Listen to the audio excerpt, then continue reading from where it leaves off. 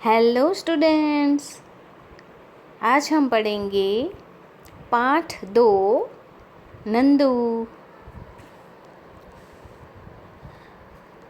गली के नुक्कड़ पर बिना नाम का एक चालू और अस्थायी दुकान था, जहाँ पर टूटी सी टेबल और चाय बनाने के लिए भट्टी के साथ लगी हुई थी और पास में एक टेबल पर दूध से भरा एल्युमिनियम का भगोना पड़ा हुआ था और चाय शक्कर के डब्बे थे। तो किसकी दुकान होगी ये? ऑफ कोर्स चाय की। और वहाँ एक छीका भी रखा था जहाँ 8-10 गिलास पड़े हुए थे। तो इस दुकान का मालिक अपने काम को हल्का करने के लिए पास के एक गांव से एक बालक को ले आया था, जिसका नाम था नंदू। वह 8-9 वर्ष का था। उसका कद 3.5 फुट था। सुबह की ग्राहकी के समय दुकान का मालिक हजारी था। जब वह चाय बनाता था तब नंदू ग्राहकों को चाय देता था और फिर गिलास धो डालता था और गिलासों को टेबल पर रखे छीके पे जमा देता था। यह उसका नित्य क्रम था, पर दुकानदार उसे हमेशा डांटता रहता था। एरे नंदू, यह डायरी ले और लिखवा ले, साइकिल वाले के पास से 3 चाय हैं। और नंदू फिर वहाँ दौड़ता था और कहता था, जी जी जी। हजारी नंदू को आदेशात्मक स्वर में कहता है। आदेशात्मक यानी आज्ञापूर्ण आवाज़ में कहता है। तब नंदू कहता है, ठीक है काका, मैं अभी लेकर आता हूँ। और वह डायरी लेकर चल पड़ता है। और 8-10 मिनट के बाद घूमता घूमता नंदू डायरी लेकर जब वापस आता है तो हजारी उसे पूछता है कि क्यों रे नंदू, इतनी देर क्यों लगी तुम्हें? कहाँ गए थे? तब वह डर जाता है और कहता है कि नहीं नहीं मालिक, वहाँ पर ग्राहक पैसे नहीं दे रहे थे, इसलिए मुझे टाइम लग गया। और फिर वापस वो गिलास धोने लग जाता है और कहता है मालिक से कि मालिक, मुझे चप्पल दिला दीजिए, मेरे पैर जलते हैं। तो हजारी उसे डांटता है कि चल चल, आया बड़ा चप्पल वाला, अपना काम कर।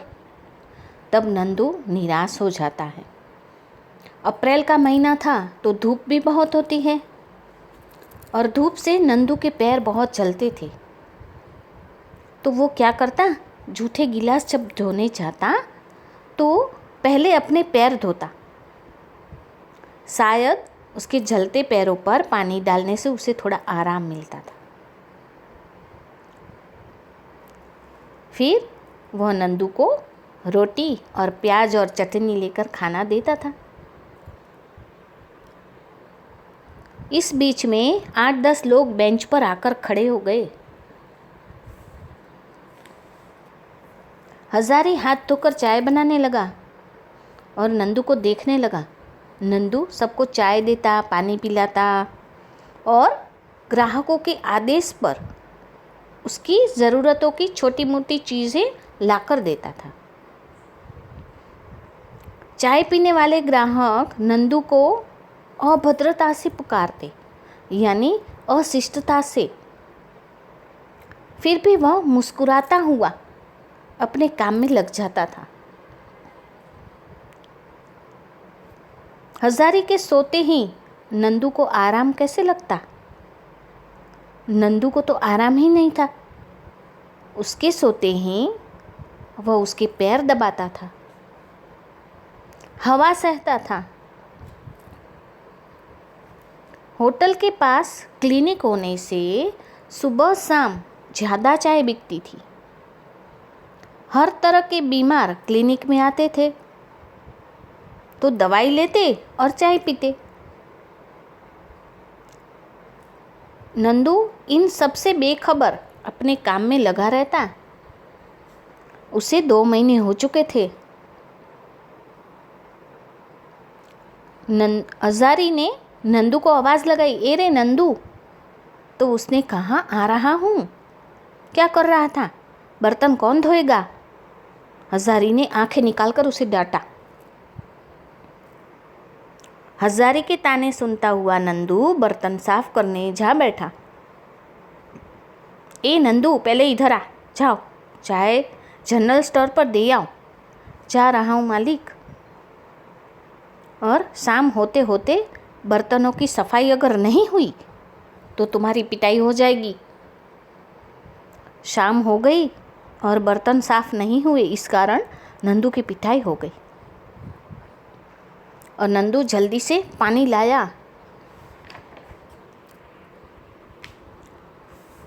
खौफ से बालक स्थिर होकर बैठा रहता है, परंतु नंदू तो हजारी के खौफ से मशीन की तरह दौड़ता।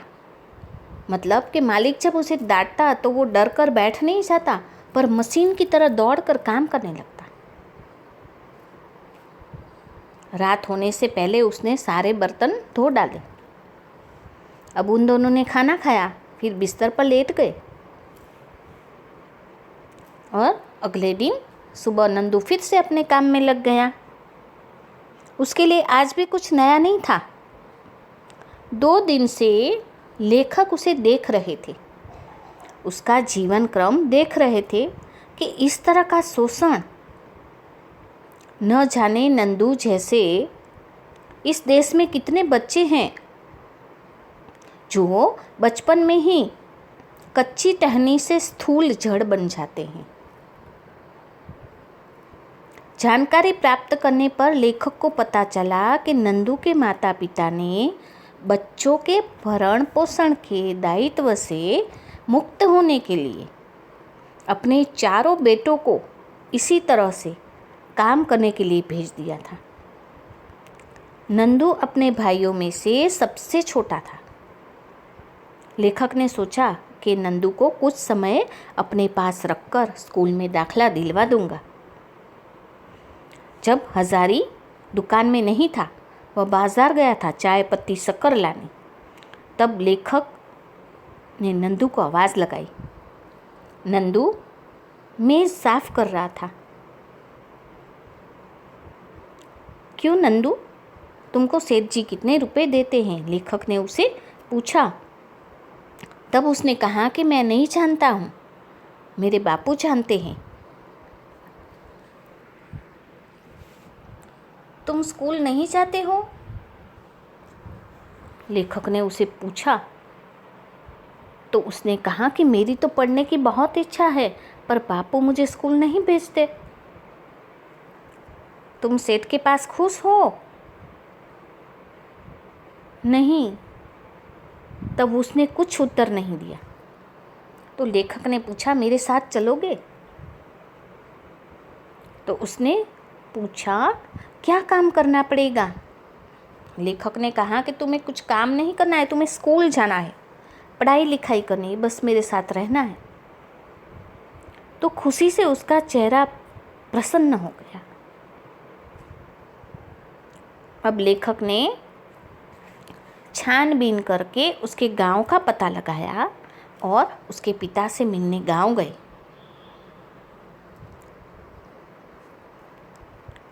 उसके पिता ने पूछा, आप कौन हैं?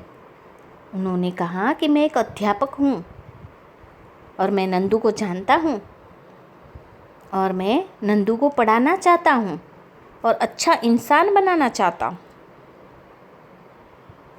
इसलिए मैं नंदू को लेने आया हूँ। तो ये सुनकर नंदू के पिता की आंखें भर आई। उसने कहा, ठीक है, पर हजारी को तो रुपए लौटाने पड़ेंगे। तब लेखक ने कहा, मैं उसकी व्यवस्था कर दूंगा, आप चिंता मत कीजिए। दूसरे दिन नंदू ग्राहकों को चाय दे रहा था। नंदू के पिता ने हजारी से बात की और लगभग आधे घंटे बाद नंदू लेखक के पास आ गया।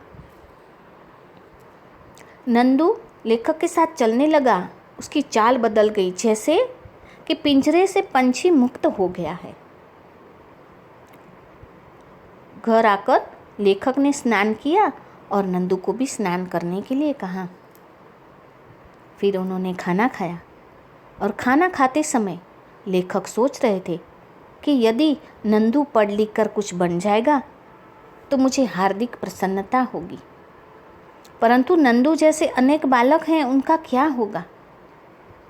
पर खैर, मैं क्या कर सकता हूँ। रात को जब लेखक सोए तो नंदू भी उसके पास आया और उनके पैर दबाने लगा। लेखक उठकर बैठ गए और पूछा कि मेरे पैर क्यों दबा रहे हो। तो लेखक को पता चला कि नंदू रोज़ाना 2 घंटे हजारी के पांव दबाता था। यह सुनकर लेखक की आंखें भर आई। लेखक ने प्यार से नंदू के सिर पर हाथ फेरा और सो जाने के लिए कहा। नंदू सो गया और करीब 2 घंटे बाद नींद में ही बड़बड़ाने लगा, आया सेठ जी। क्यों चिल्लाने लगा था? क्योंकि उसे हजारी की आवाज़ सुनाई दे रही थी। ए रे नंदू, कहाँ है तू? देखा ना आपने, बाल मजदूरी। तो ये है हमारे बालाश्रम, हमारे समाज की ज्वलंत समस्या है ये। इसी सामाजिक समस्या पर आधारित यह कहानी है। इसका सार है कि एक छोटी सी दुकान है जिसमें उसका मालिक एक गरीब बच्ची को गांव से लाता है। उसका नाम नंदू है और बनी हुई चाय वह ग्राहकों को देता है। फिर गिलास धोता है, अपने सेठ जी की सेवा करता है। यह उसकी दिनचर्या थी। जब लेखक की दृष्टि उस बच्चे पर पड़ी तो उनके दिल में उस बच्चे के प्रति दया आ गई और वे बच्चे के पिता से मिलकर बच्चे को दुकान से निकालकर अपने साथ एक उज्जवल भविष्य देने की मंशा से ले गए।